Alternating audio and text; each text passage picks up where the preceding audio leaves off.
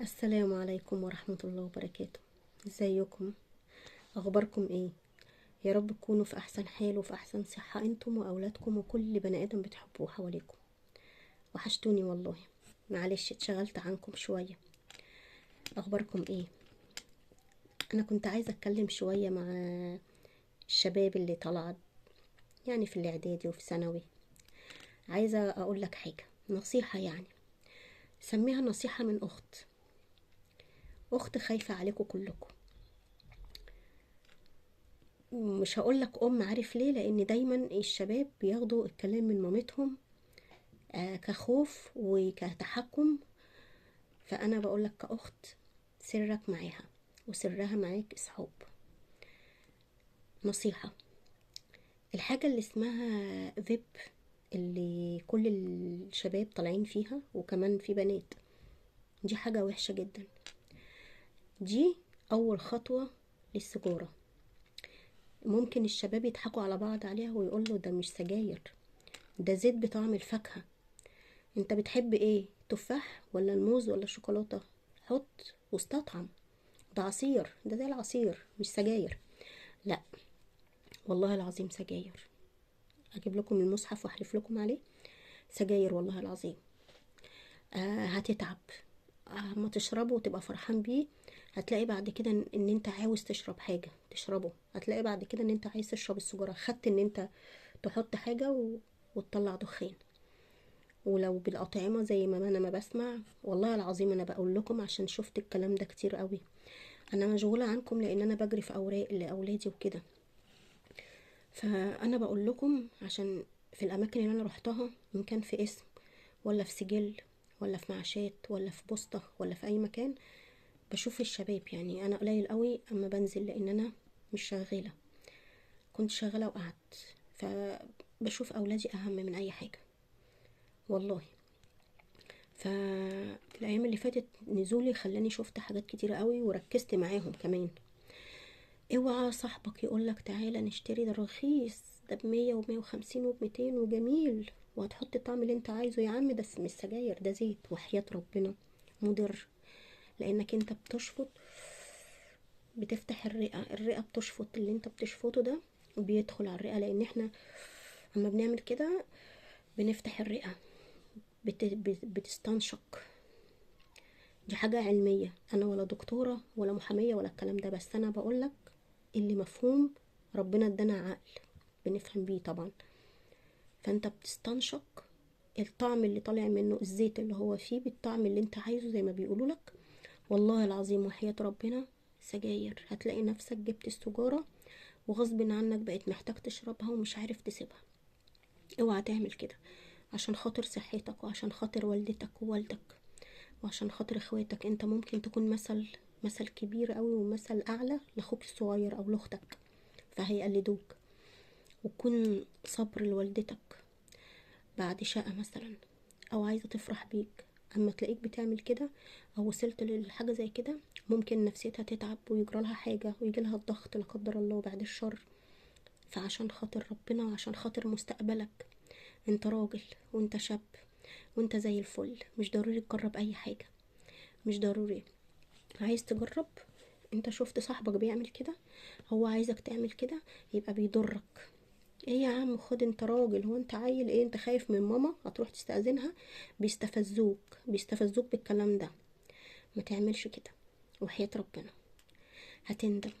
انت اللي هتندم مش حد تاني، وهم هيبقوا زيك عادي، ما انتوا زي بعض. يبقوا بقى مش مفيش حد احسن من حد، لكن انت بقى لو ما خدتش يبقى انت احسن منهم. يبقى هم شربوا وانت لا، يبقى هم تعودوا وانت لا. شفت بقى وصلت لايه؟ يبقى النتيجة انت ايه؟ احلى منه واحسن منه. وعلى الاقل انت عوضت صبر اللي قاعدين في البيت خير، لانك ما عملتش زي اللي بيعملوا بره. ممكن يبقى جواك تقول ايه؟ جرب يا واد، مش هتخسر حاجة وانت هتموت يعني. عارف اما تجرب، الله ده طعمه حلو. ده انا بحب المانجا مثلا او بالموز، مرة على مرة على مرة لقيت نفسك بتشرب السجارة، لقيت نفسك محتاج السجارة. والله العظيم وحياة عيالي انا بقولك عشان انا شفت بعيني. فياريت ما تعملش كده، نصيحة ليك، وياريت تسمع الكلام دوت وتنفذه. انا بحب قوي الشباب اللي هي بتبقى صريحة مع نفسها، وما بتغلط او ما بتعمل حاجة كويسة بتقعد مع نفسها وتتكلم. اسمعني كده مع نفسك وهتلاقي كلامي صح. وخلي بالك، انت راجل قوي، وانت زي الفل وشاب زي العسل، بس مش بالحاجات ديت، بشخصيتك وبشهادتك وبوقارك وبعقلك. اه والله العظيم فكر في اللي انا بقوله. كنت عايزة بقى انصحك برضو وانصح والدتك او والدك او اخوك، وقول لهم الكلام دوت. يعني ممكن جزء من الفيديو الاولاني اسمعه لوحدك، والباقي سمعهم قول لهم تعالوا اسمعوا مدام اميرة بتقول ايه. انا جربت حاجة شفتها بصراحة على النت وحلوة قوي. طبعا انت الكوتش بتاعك بيتقطع، الحزام بتاعك بيتقطع، لا مؤاخذة لو جزمة اسبترينا اي حاجة بتتقطع، لو شنطة مثلا اي حاجة في بلاستيك في البيت، وسمعوا لوالدتك. انا استعملت حاجة، هو مش اعلان والله، انا ممكن ما اوريكمش الاسم والعلبة بس اهو، مشهورة شكلها باين، وتركيزها اللي هو الايه، ال2000 او ال1000، تركيزها حلو قوي. ده البنات بتلزق بيه الضوافر، ماشي، اللي بيركبوا ضوافر وبيروحوا مناسبة يحطوا ضوافر. انا بقى استخدمته في ايه بقى؟ بصوا المقص ده كان عندي، ده بصوا، دي كانت مكسورة، دي الايد دي لوحدها والحديد ده لوحده. والله العظيم في ثانية حطيت كده، وحطيته قبل ما ينشف لان بينشف زي الهوا، واهو الاثار بتاعه. دي كانت لوحدها والله. ده بنضف بيه السمك وبقطع بيه الخضرة والخضار. ممتاز بسم الله ما شاء الله. اللي عندها مقص زي ده تستخدميه في كل حاجة. ده ب120 ب70. في ناس تبع الأحجام كل ما يبقى كبير ومتين بيبقى أغلى، فحرام لو اتكسر عندك اعمليه بدوت، ماشي، لا مؤاخذة. برضو الشوز بتاعي ده انا حد جاب لي كله يعني، ومنفعش، ملزقش الكل. اول ما نزلت بيه اتخلع، ومشيت بيه في كده، ومشيت بيه في ايدي. حطيته هنا ودوست عليه جامد كده جامد، لزق في ساعتها. اقسم بالله العظيم حديد حديد حديد، مهما تشد كده حديد، وربنا بسم الله ما شاء الله الله اكبر. والمقص ده حديد برضو. وطبق عندي اتكسر اتشق كده، حطيت في النص وحطيته كده، خلاص انسى. ده مش اعلان والله، البتاعه ديت بتتباع نصها.